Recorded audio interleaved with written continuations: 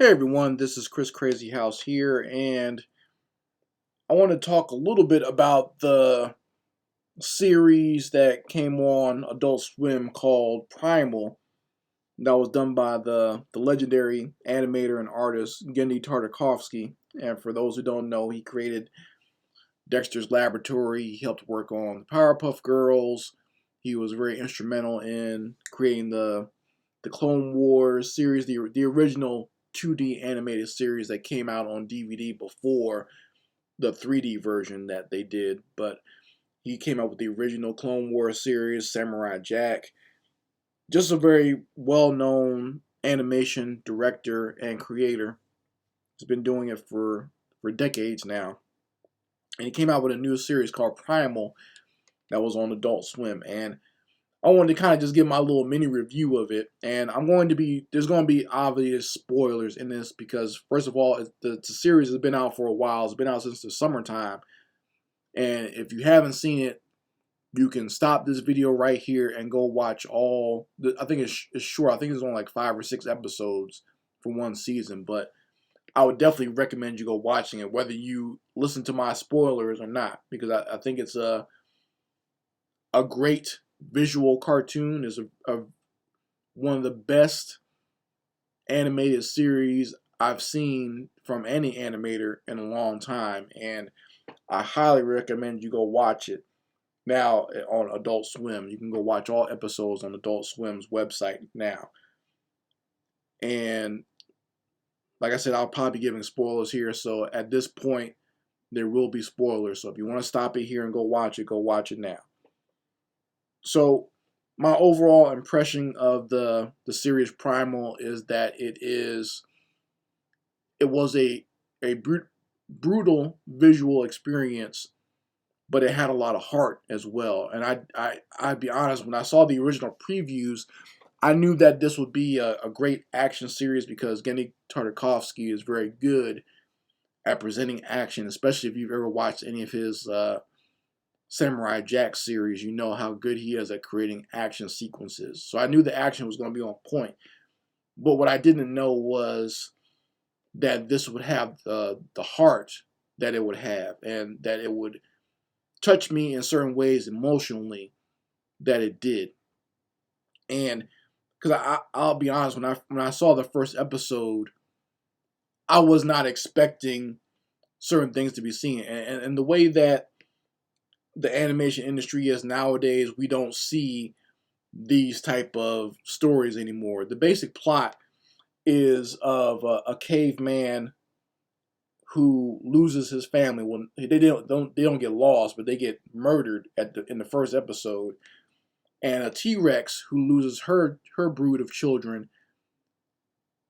The caveman and this T-Rex form a relationship, and pretty much it's just about them surviving in this brutal prehistoric fantasy world. And I want to stress that this fantasy is not historically accurate. I mean, just for the fact that you have a human being and a T-Rex in a series, don't ever try to sit in this series and say, hey, this is not historically accurate. This is not there are no people with dinosaurs or anything like that. Don't get into that. just sit. This is a sit back, relax, watch, and have fun watching this action fantasy. Okay, that's what this is. That's pretty much what it's based off of. Is a lot of classic pulp fantasy that, if you know things like maybe the original Tarzan series or even Conan the Barbarian, I got a lot of Conan the Barbarian vibes watching this. And in fact, looking at the main character, Spear, who is the caveman, I was saying that if they ever decide to do an animated Conan series ever again, they need to call Gendy Tartakovsky to do it, because this version of this caveman very much reminded me of those classic Conan novels and stories and comic books that I used to read when I was growing up.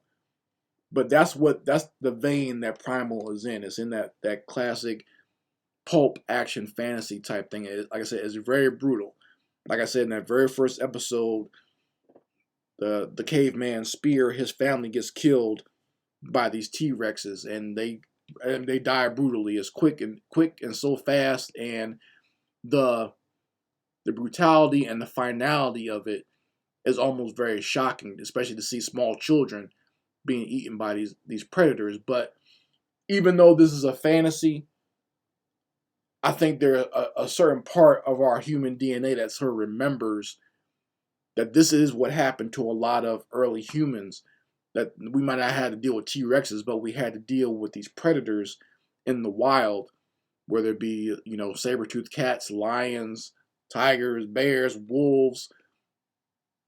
Our children were susceptible to this type of attack. So I felt it when the main character Spear lost his family. And there'd be moments even throughout the rest of the series where he'd be reminiscing about maybe teaching his child hunting or doing cave drawings and making his kids laugh or whatever, and just trying to remember what it was like when he did have a family. And like I said, that part of it, that the series touched me. I was not expecting to get that type of emotion. Now, just to let you guys know, there is no dialogue through any of this series. So there's no one actually talking, or there's no narration or anything like that. It's pure action, but you get everything that's going on in the story. Okay, you understand the narrative, and this is what I talk about as far as they really don't make this type of animation anymore. This is something that you will only see really on the independent level nowadays. This type of animation is very prevalent on the indie level. Like if you watch any type of independent animation on YouTube, or if you're like me, if you're from the Newgrounds days, that's how a lot of animation was. And mostly it was because we couldn't afford voice actors. We would just kind of do visual storytelling and have sound effects and maybe some loud sounds and some music. And that's how he would tell a story, because we didn't have the ability to have a voice acting cast or whatever. Now, Gendy Tartakovsky, obviously, he has the clout and the money and budgets. He probably could have done that, but he decided not to do that because he wanted to tell a visual story. And like I said, don't be put off by that, because you can tell what's going on throughout every episode of this series. Okay, you'll know what the narrative is. If you ever watched any of his Samurai Jack episodes where there was no dialogue, there was just action, or even there's some Clone Wars episodes where there's no dialogue, it's just action. You get everything that's going on, and that's really a testament to him as a storyteller and an animator, to where he can tell a story without having to have that dialogue there.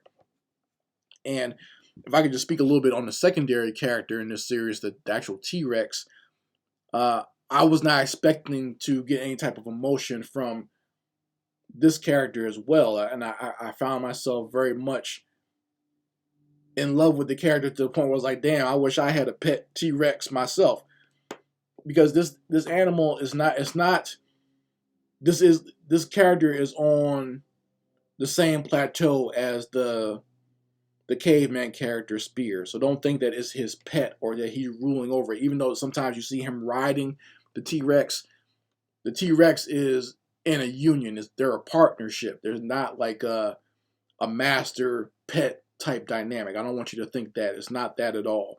In fact, they even in the second episode, like you think after the first episode where they finally join forces against these other T-Rexes that kill both of their families, that okay, they're going to just get along perfectly from now on. But in the second episode, it shows that these two actually butt heads and they actually fight each other, trying to figure out like what is their real relationship, because they kind of formed like a quick union, and they decide to stay together, but they're kind of trying to figure out like what's going on here, because at the end of the day, this is a T-Rex, this is a predator, and he is a caveman. Like they butt heads over food. Spear keeps killing animals to try to, so he can eat, and the T-Rex keeps eating it first. So, and there's even a point where he looks at this T-Rex while he's in the cave, like they're both sleeping. Excuse me. He turns around, looks at her, and says, "This is the same kind of creature that killed my family. What am I doing?" So that's what I'm saying. It's like they have a very interesting dynamic, but they do figure out that the only way that they're going to survive in this world is together. They both lost their family. They both don't have anything else. They're kind of connected by the same type of grief. So the only way that they can maneuver forward is to stay together. And they get to the point where they realize that they actually need each other, because there are certain situations that they get in that either one, if they were by themselves, they would not have survived. But the fact that they are together, That's how they're able to survive and get to their next adventure or to live on. I mean, like it's a constant struggle for survival, and that's one of the things I appreciated about this series was this examination of this constant struggle of survival, because that's pretty much how it would be in the early days of humanity or just any type of early prehistoric society. That's how nature is. It's a constant struggle for survival. That's what this show is almost like. It's almost like watching a excuse me, a fantasy version of a nature program. You're seeing that constant struggle day to day, just trying to survive. And I like the fact that they go through different environments and different elements, whether it be a hot environment, an environment that has weird monsters in it, an environment that has weird predators in it, excuse me, an environment that's wet and swampy, an environment that's cold and wintry. So there's different situations where they have to survive and different obstacles they have to overcome to survive. So I can't recommend this enough. If you're an animation fan, you probably have seen it already, but if you haven't seen it, go watch it. It's free. You can go watch it on Adult Swim's website right now. Please go check this series out. I would highly recommend it. It's one of the best animated series I've ever seen in a while. And I wish, the only negative thing I can say about it is I wish things like this would get more funding or get more ways to be shown to a larger public out there instead of some of the garbage that does get put out for mass consumption. This is the type of stuff that I would rather see.